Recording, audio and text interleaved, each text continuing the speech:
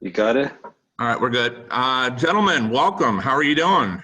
We're Not good, too bad, Dewey. Dewey. How are you? I recently started growing a beard, and I have to say I'm in admiration of your epic beardness.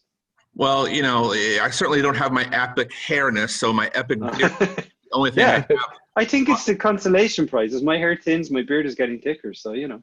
I keep telling myself that every night as I cry myself to sleep on my bed. You could eventually grow it around and push it up the top. But how long have you been growing your beard? It's epic. It's been 2 days. I'm sorry. It's one day. One day. One day. Well, dude, I've been at it now. This is 3 months. So Now, I guess my first question is this: Do you guys fully grasp what's going on with Wolfwalkers in terms of the momentum this film is building already towards award season? No, it's sort of No. hard to know. It's Tell sort of us, hard to Dewey. know. Tell us. Yeah, yeah. I've never, honestly, as a critic, I've never seen an animated feature get this much acclaim so early, build such momentum so quickly, and thus get that push from a big company like Apple to where now you're getting into the heart of award season, and all you hear about is Wolfwalkers. So I love it. I love it. I mean, is it overwhelming, guys? Yeah, but it's funny because we're just at home trying to scrape Twitter and stuff to see how people feel about it. We're not in the, like, I remember for Song of the Sea, I went over to LA and I showed it in all the, like, I had friends in Pixar and DreamWorks and we showed it there. And then we had special screenings for the Academy. So we really were trying to, like, build momentum. And now it's all just happening out of our hands. I mean, I know there's invisible hands like publicists and stuff getting it out there for us. But for us, we're just kind of, I don't know. We're just like watching. Why do you think this is resonating with so many people? I wish it was for better reasons than the fact that I think it speaks to the state of the world that we're in now. I think we need to talk about the ecological themes, the authoritarian themes, the polarization that we're living in. It's all sadly locked into a story we started writing 7 years ago, and it's more prescient today than ever. But I think the story is accessible though, because it's because it's an action adventure and it's got like two likable characters, so we can go on a journey with them. But yeah, maybe the harsher, more adult underlying themes might get a look in because of that.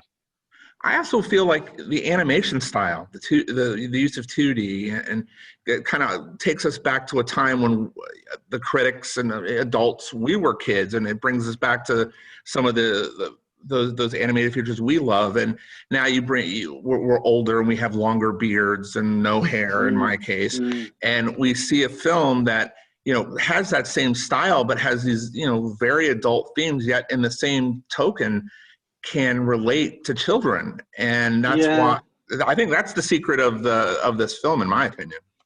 Yeah, I hope so, and I think we're also people of the generation that grew up with hand-drawn animation, and for the last 15 years we've been trying to keep on pushing what hand-drawn animation can do. And then it's really nice that this one seems to have broken through for what all that mix of reasons, and people are noticing what we've been trying to do. It's great. Is there a sense of satisfaction that after all that time, 7 long years, that this is finally seeing the light of day? I mean, do you take a second and you're like, wait a second, I remember back when we were just talking about this? Yeah, and it's a sense of and even freedom. deep in production too, it's very hard to see the light at the end of the tunnel, that it'll actually get finished and get out there. But for me personally, I think I'm extra proud for the crew. Like seeing the reaction of the crew that worked on the film, they're very proud of the film, which is definitely enough for me. Now, in terms of the voice acting in this film, I'm a particular fan of it. I think it's remarkable, and to me, Sean Bean, getting Sean Bean on board, did that kind of blow your mind, or was Sean? Yeah. From day one? We would have been in a bad place if he said no, because we'd been doing impersonations of his voice acting as we drew the character from the very beginning. We definitely knew that he was who we wanted for the part. So when he said yes, we were very relieved and delighted. So how'd you sell him on it? I don't know. We had a great casting agent, our casting director, Louise Keeley, and she was the one who reached out and connected with him. And then when we finally met him, we were happy to hear that he'd been on board right from the minute he heard about it. So that was great. I think when we told him that he wouldn't die at the end, he seemed up for that challenge. Yeah, it was the only precondition his agent had was that he had to survive to the end. We said, can he turn into a wolf? They said, yeah, that's fine as long as he doesn't die. Now, when you do the Sean Bean impression, are we talking Sean Bean Game of Thrones, or are we talking Sean Bean Golden? Yes. Yeah, no, we were even thinking how different his accent. He's gotten more and more allowed to use his real accent, because when you watch like Lord of the Rings, he sounds a bit more posh, but he's really gotten into the Sheffield. Now he's known for the Sheffield accent, which is great, and we really wanted that Northern English accent was important, because we were thinking, okay, this is an English soldier who's over colonizing Ireland and killing all the wolves. How do we make him sympathetic at the same time? And we said, well, Sean Bean, especially as Sharp, he was a really iconic English soldier in that series back in the day.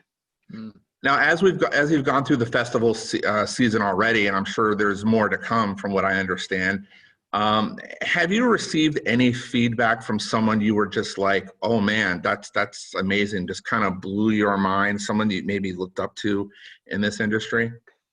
Oh yeah, it's been fantastic. And for me, I'm most excited to share it with people that like in the past had admired our movies, and I'm kind of want to show them that we're going to another level. So I'm looking forward to the feedback that I'm hoping will be positive from fellow directors and stuff like that. There's been a lot of excitement around that they want to see it. So the funny thing is, when it gets to animation festivals, I think we'll get extra kudos too. Because we've shown at TIFF and now at London Film Festival, where you're up against live action. But I think when it gets to animation festivals, there hopefully will be another level as well.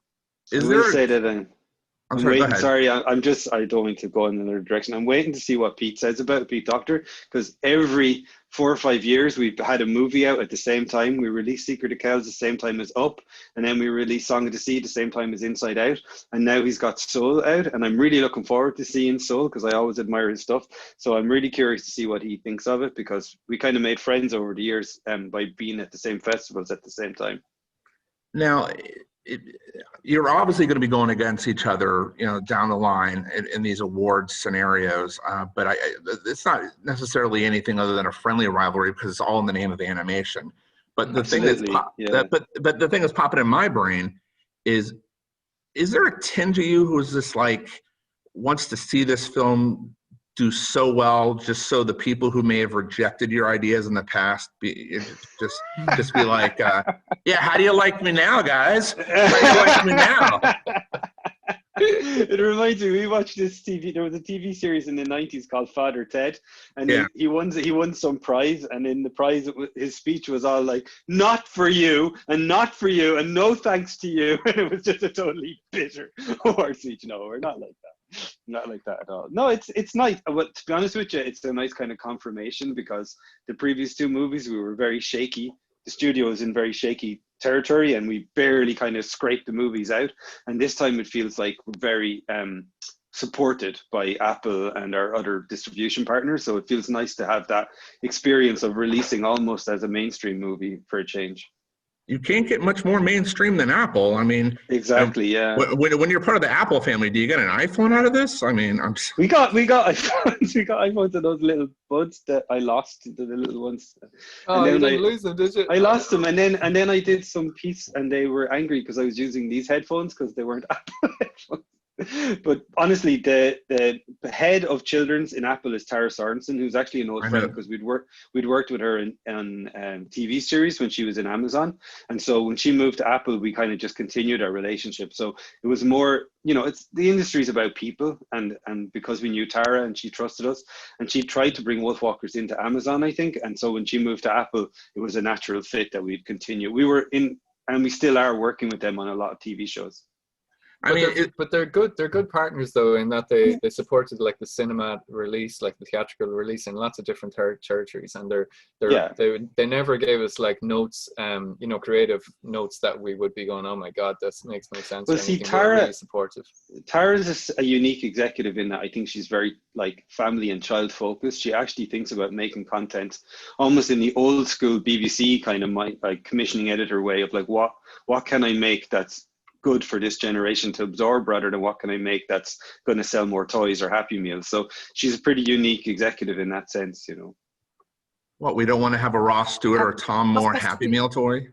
Yeah, we definitely don't want that. We're both vegetarian. I'm vegan, so we don't want Happy Meals. I'm going to tell you right now, because last question now, if that's okay. No. Last question now, if that's okay, Dewey. Yeah, we're wrapping up right now. Great. We've gone from beards to Happy Meal toys. I'm not sure where we can go from here. I just wanted to say to both of you and to the throng of PR people listening in on this, that I look forward to seeing you guys walking the red carpet virtually or in person, depending on how things are, at these award shows down the road, because what you've created is something nothing short of fantastic, and really just a special piece of work that we haven't seen in a long time. And I know Soul is getting a lot of headlines right now because it just premiered at London Film Festival, but you know, you guys are just still there neck and neck, and who knows what's going to happen. And if anything, it's going to help animation, and it's going to help the studio, yeah. And that's what it's all about when it's all said and done. I agree. We've been really lucky with the animation industry. Everyone has embraced what we're trying to do and encouraged us. And from friends in Pixar to all the studios, they've always been happy to see us standing side by side with them. So thank you so much, Dewey. That means a lot. Thank you a lot. Well, thank you. And thank you to the PR people listening in as well for not killing me for going over time. No worries. Thank you. Thanks, All right, bye now. Bye now.